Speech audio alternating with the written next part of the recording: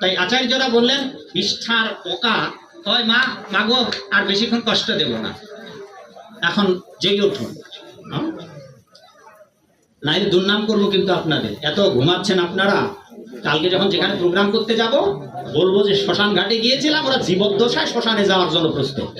হ্যাঁ, ভাগবত আসলে শ্মশানে যাওয়ার জন্য খালি ঘুমাচ্ছে, খালি ঘুমাচ্ছে ঘুমাচ্ছে, তে ঘুম জন্মের ঘুম, আর আর ঘুমান লাগবে না, ক্ষমা করবেন মা। আর কি যেন বলতেছিলাম, এইবার আপনাকে মনুষ্যকুলে জন্মগ্রহণ সুযোগ পাবেন না, এইভাবে জনম জনম ধরে আপনাকে এই সংসার কালচক্রে ঘুরপাক দেবে, যাতে করে আর এই সংসারে আসতে না হয়। প্রায় বলতাম মাগো মশা হয়ে জন্মিয়েছে, থাপ্পড় দিয়ে মেরে ফেলে ভাবে বাবা। আর আলোতে কিছু পোকা থাকে, ওরা রাত দেখতে পায় না, দিন দেখতে পায় না, ওরা রাতেই জন্মায় রাতেই মরে। সমুদ্রে অজস্র জলরাশিতে আছে অনেক প্রাণী। আচ্ছা বাবা, আপনার যে পেটটা নিয়ে এত ব্যস্ত, যদি বলা হয় পৃথিবীর একমাত্র মানুষ ছাড়া, বাবা শুনুন মনোযোগ সহকারে, কেবল মানুষ ছাড়া পৃথিবীর যত প্রাণী 84 লক্ষ প্রাণী আছে, তার মধ্যে একটা প্রাণী মানুষ, আর বাকি একটা 84 লক্ষের মধ্যে একটা প্রাণী মানুষ বাদ দিয়ে বাকি সব প্রাণী, এরা কেউ আবাদ করে না, এরা কেউ লেখাপড়া করে না, এরা কেউ চাষাবাদ করে না, এদের গোলাঘর নেই, এদের শিক্ষা প্রতিষ্ঠান নেই, এরা মিটিং মিছিল কিছু করে না। আপনাদের এই জঙ্গলে অনেক পোকামাকড় আছে না, এগুলো খাবার কি আপনারা জঙ্গলবাসীরা, আপনারা এরে মা তালাবাসীরা খেতে দেন? জঙ্গলের প্রাণীরা টিকটিকি, সাপ, গিরগিটি, মশা, মাছি, আরশোলা, শামুক, ঝিনুক এদের খাবার দেন? নদীতে, বঙ্গোপসাগরে, আটলান্টিক মহাসাগরে, সাগরের তলদেশে যত প্রাণী, কোটি কোটি প্রাণী, এদেরকেও খেতে দেয়? আফ্রিকার জঙ্গলে কোটি কোটি, দুই একটা না, কোটি কোটি হাতি আছে, কেউ খেতে দেয়? তাই শাস্ত্রে বলা হলো হাতির 300 কিলো, মানে 100 কিলো সমান 2.5 মণ নাকি, তা 300 কিলো তার মানে কতগুলো খায়? হাতির খাবারে পৃথিবীর কোনো মানুষ যোগান দেয় না। আর একটা পিঁপড়া, হাতির 300 কিলো পিঁপড়ার একটা দানা কি মাগো আমরা খেতে দেই? যে পিঁপড়া তুমি আমার বাড়িতে ঘুরে বেড়াচ্ছ, তা কিছু খাবার দাবার দিয়ে দিলাম, শস্য কোনা ফেলে দিলাম, তুমি এগুলো প্রতিদিন এখান থেকে খেয়ে যাও। কেউ দেয় বাবা? চিনির বস্তা থেকে কেউ চিনি দেয় 1 কেজি পিঁপড়াকে খাওয়াতেন না? তা পিঁপড়ারা না খেয়ে মরে না, হাতি ঘোড়া বাঘ ভাল্লুক না খেয়ে মরে না? আরে বুদ্ধিমান মানুষ, তোমরা যে বলছ এর জন্য তোমরা দেয়, তোমাদের চরিত্র দেয়, তোমাদের কর্মফল দেয়। পৃথিবীর কোনো প্রাণী ফসল বনে না, কাটে না। আপনারা ফসল বোনেন, আপনারা কাটেন, আপনারা চাকরি বাকরি করেন, আপনারা শিক্ষিত ভদ্রলোক, ভদ্র মহিলা, কিন্তু নিজেদের মধ্যে বড় বিড়ম্বনা, ফলে পাপ কার্য করছেন। সেই জন্য জনৈক দার্শনিক বলেছেন যে পাখিরা তৈরি হয়েছে তাদের স্বীয় স্বীয় কর্ম সম্পাদনের জন্য, তারা পূজন করে গান গায়। মানুষ তৈরি হয়েছে গোবিন্দের আরাধনা করার জন্য, দুর্ভাগ্য মানুষ তা করে না। সেই জন্য বাবা মাগো, যদি আর পাখি হয়ে না জন্মাতে চান, তেলাপোকা হয়ে জন্মাতে না চান, টিকটিকি হয়ে না জন্মাতে চান, মশা হয়ে থাপ্পড় খেয়ে মরতে না চান, হ্যাঁ কিরে মা সেদিনও তো বলেছিলাম, ওই দিন ছিলেন নাকি কয়েকটা মা ওখানে? মা কার কার মাথায় উকুন আছে, কারো মাথায় উকুন নাই, সেদিন উকুনের কথাও বলেছিলাম। অমনি আছে উকুন আছে নাই, উকুন হয়ে আপনাকে মরতে হবে। এইভাবে 84 লক্ষ প্রজাতির পর এই যে দুর্লভ মানব জীবন আমরা পেয়েছি, এখন এই দুর্লভ মানব জীবন যদি আবার হেলা বলে নষ্ট করেন, তাইলে জলে গিয়ে জলজ, ডাঙ্গায় স্থলজ, অন্ডজ, ছেদজ, খেচর, ভূচর, নিশাচর, উভচর, বহু প্রাণী হয়ে জন্মাতে হবে, আবার জনম জনম ধরেই শ্মশান ঘাটে আসতে হবে। এই যে ঘাস হয়ে বাবা, এগুলো কবে উঠে যাবে, এগুলো কবে মানুষ হবে? এই ঘাসগুলো আমার তৃণলতা গুলমাদি জন্মিয়েছি, এটা কখন, এটা যখন কেটে কেটে ছুলে দেওয়া হবে তখন এগুলো মরবে, যাতে যুগ যুগ ধরে যে ঘাস ধরে দেওয়া। তাই ভেবে দেখুন, আপনি যুগ যুগ ধরে ঘাস হয়েছেন, যদি বৈষ্ণবের চরণ ধুলি পেয়ে থাকেন, তারপর হয়তো মানুষ হয়েছেন। এই ঘাসগুলো হয়তো এখানে নিশ্চয়ই কোনো না কোনো তো বৈষ্ণব আসছে। এই শ্মশান ঘাটের আজকে কৃষ্ণ কৃষ্ণ তো কয়েকবার বোধহয় বললাম, কয়েক ডজন বার অন্তত কৃষ্ণ শব্দটা উচ্চারণ করেছি বাবা। এখানে যাদের শ্মশানগামী যত ভূত পিশাচ রয়েছে, এবং যাদের পূর্বজরা মারা গিয়ে এখানে আজও ঘুরে বেড়াচ্ছে, আজ তাদের কৃষ্ণ নাম শোনা হচ্ছে, তারা ধন্য হয়ে যায়। এইবার তাদেরকে ধন্য করার জন্য, সবাইকে উদ্ধার করার জন্য বাড়িতে যদি আমরা নিজেরা কৃষ্ণ ভক্ত হতে পারি, তাহলে এতটা আর বিড়ম্বনা করতে হবে না। চলুন এবার আমরা বিশ্রামের দিকে যাই। এবার বাড়িতে ফিরে যাবেন। এতক্ষণ যা শুনলেন বললাম, তচ্চেত দর্পণ মার্জনম ভব দাবাগ্নি নির্বাপনম শ্রেয় কৈরব চন্দ্রিকা বিতরণম বিদ্যা বোধু জীবনম আনন্দম বুদ্ধি বর্ধনম প্রতি পূর্ণামিত্রাস্বাদনম। তা চৈতন্য মহাপ্রভুর 8টা শিক্ষা আছে। 8টা শিক্ষার এই কলিযুগের মানুষদের উদ্ধারের জন্য প্রথম শিক্ষাটিতেই প্রায় সব বলে দেওয়া আছে। চেত দর্পণ মার্জনম, আপনার হৃদয় আঙ্গিনাটা পরিষ্কার করুন।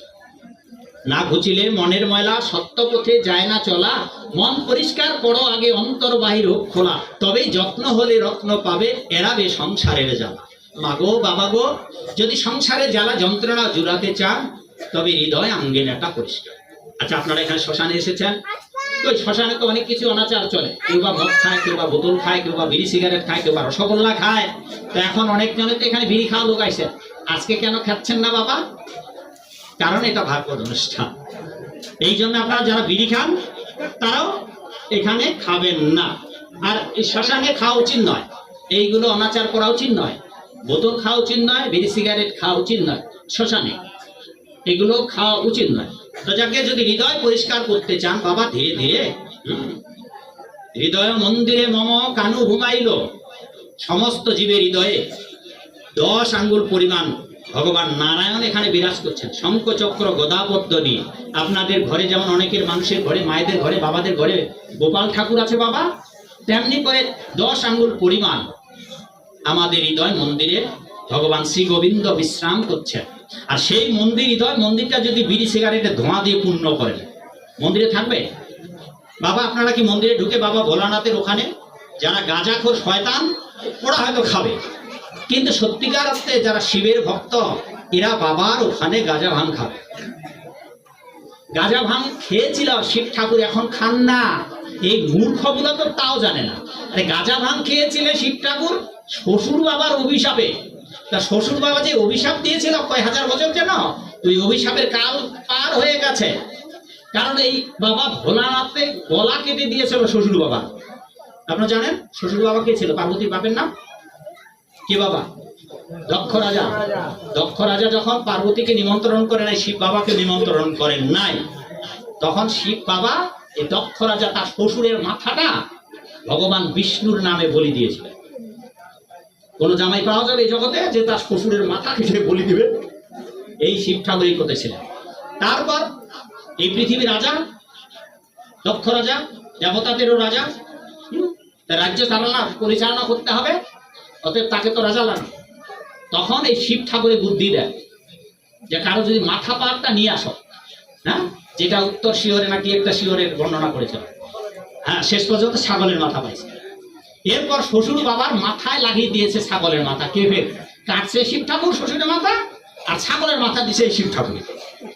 আচ্ছা বাবা, আপনার এই মানুষের মাথা হঠাৎ করে যদি এটা ছাগলের মাথা হয়, কে মামনি ভালো লাগবে? হ্যাঁ, আপনার জামাই কেটে দিয়েছে আপনার মাথা, আর জামাই আপনাকে জীবিত করে আপনার মাথাটা ছাগলের মাথা লাগিয়ে দিয়েছে। আপনি জামাই প্রতি রাগ করবেন না?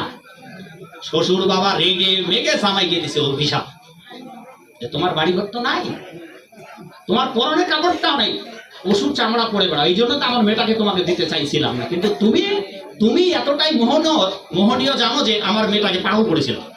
মেয়েটা পাগল করে বিয়ে করছো, আর এখন আমার গলা কাটলাম।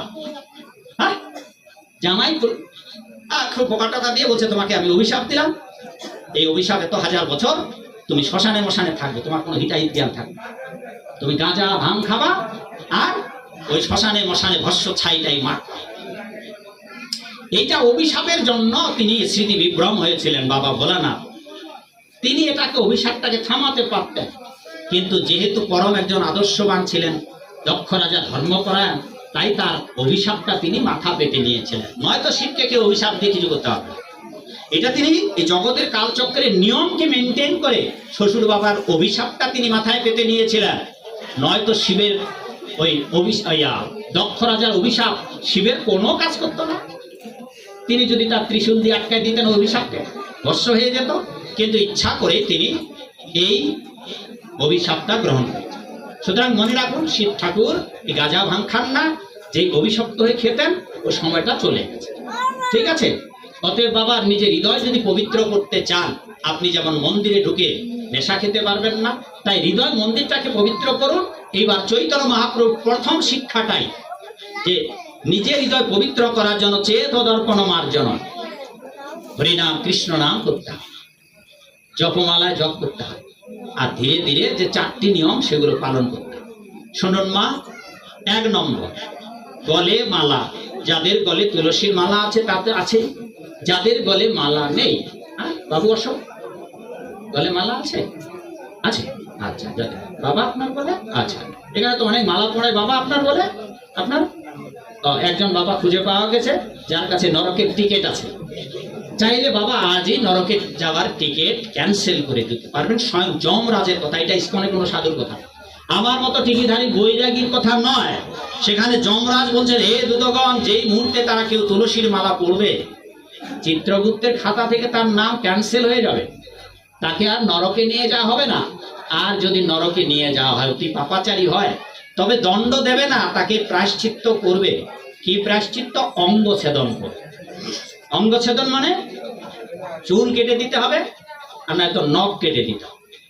আপনি অনেক পাপ করেছেন, কিন্তু গলে যদি তুলসীর মালা থাকে, আপনার গলা যমদূতের আর কাটবে না। মাগো, মাছ সেবা করেন তো? কোনটা মা? মাছ সেবা করো? মাছ সেবা, মাছ সেবা, মা মাছ সেবা। মাগো, অনেক মাছের তো ভুড়ি টুড়ি বাইর করছে, ছোট ছোট মাছগুলো, পুঁটি মাছ টিপে বাইর করছে ভুড়ি।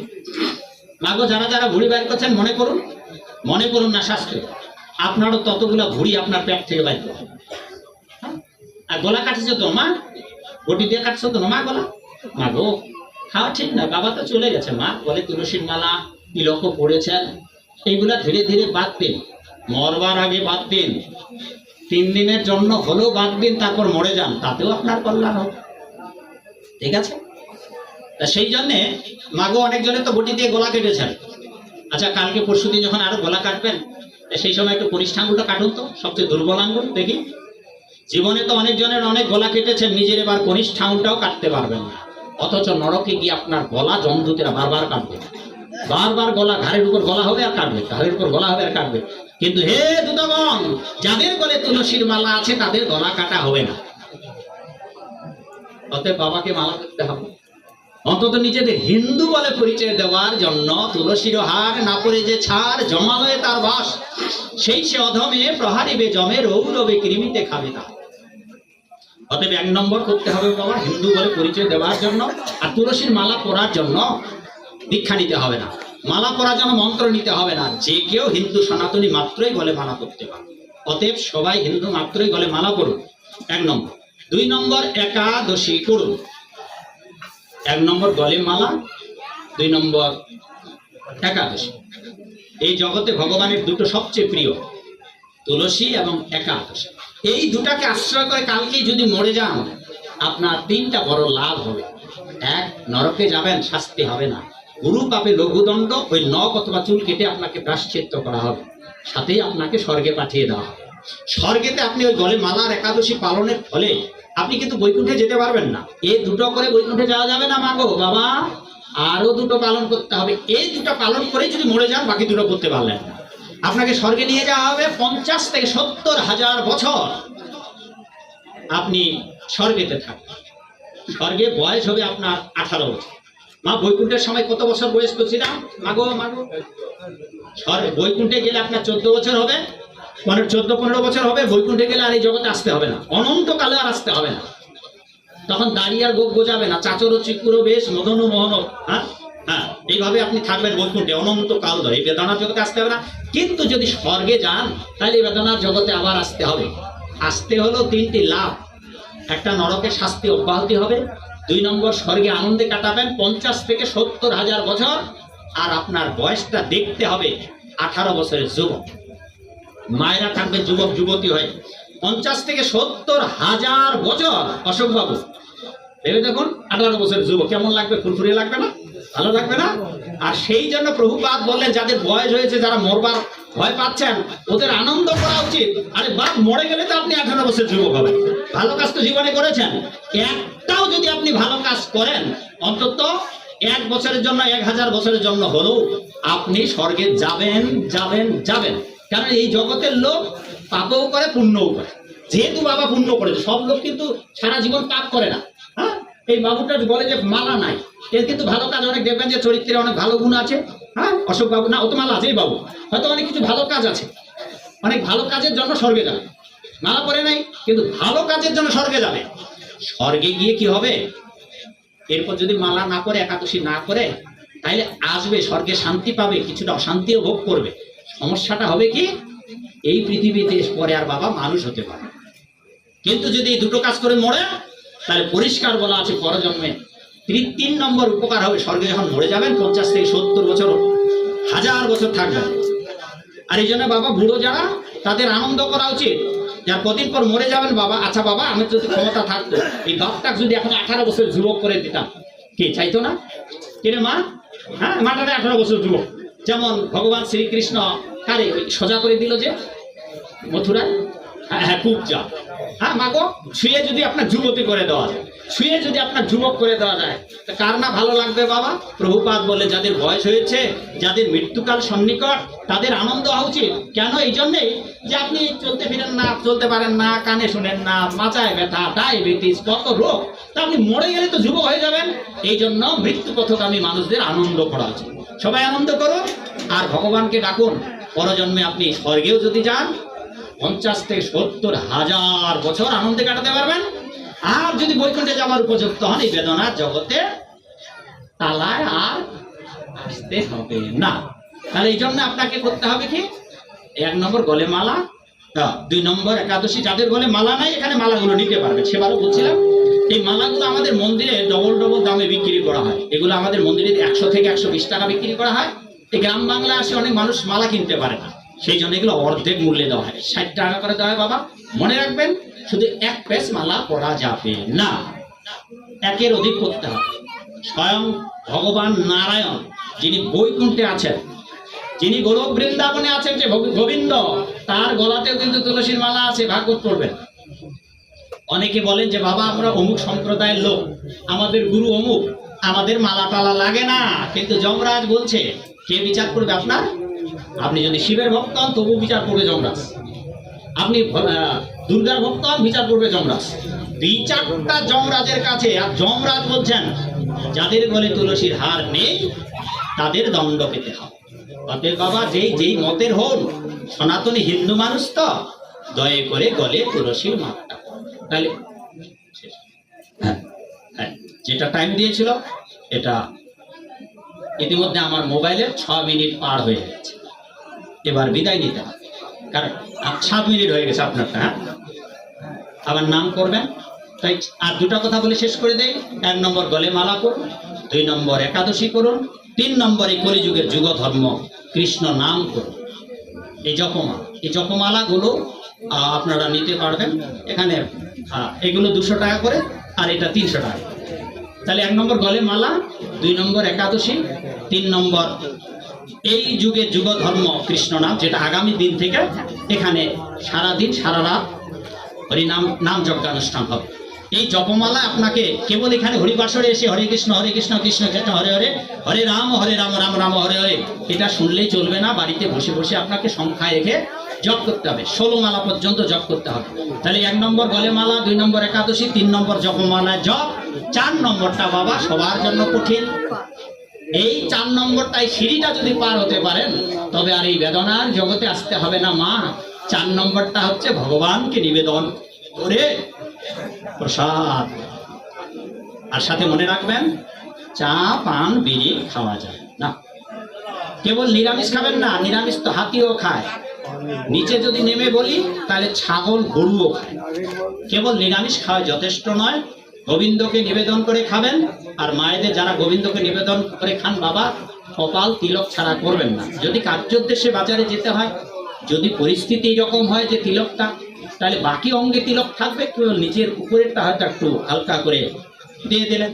হঠাৎ করে শ্মশানে এসে তিলক করলেই তো আপনি বাঁচতে পারবেন না বাবা, আগে থেকেই আপনাকে এগুলো প্রস্তুতি। ঠিক আছে? নাম হবে। এবার কোনো প্রশ্ন আছে? কোনো প্রশ্ন? তাহলে 4টি নিয়ম পালন করুন।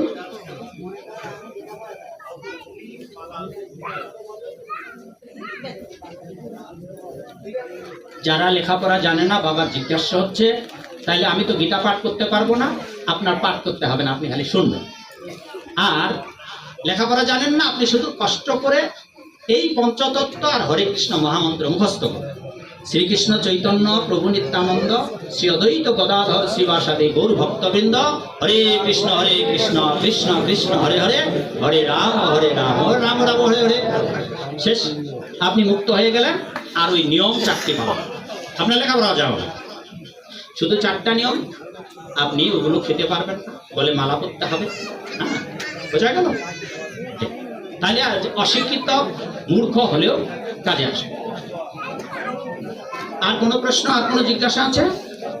আর যদি সম্ভব হয় বাবা, আপনারা আমার এই গ্রন্থগুলো যদি নিতে চান, এটা মরণে কাজে লাগবে। শ্রাদ্ধ নিয়ে যদি গোলমাল থাকে আপনাদের, কেন একাদশীতে শ্রাদ্ধ করা যাবে না, গয়াধামে পিণ্ড না দিলেও বাড়িতে বসে কিভাবে শ্রাদ্ধ করলে আপনার বংশের যত লোক নরকে গেছে, আপনি একদিনে আপনার বংশের 1000 নরকগামী পুরুষকে উদ্ধার করতে পারবেন, যমরাজ এখানে এই পদ্ধতিরও বর্ণনা করেছেন। চাইলে আপনারা 2টো বই 300 টাকায় নিতে পারবেন, নাইলে ছোট্ট একটা বই 50 টাকা নিতে পারবেন। এখানে মোবাইল নাম্বার আছে, সব বই আমার মোবাইল নাম্বার আছে, এগুলো আমার লেখা বই, এগুলো নোটবুক। এই ছোট একটা 50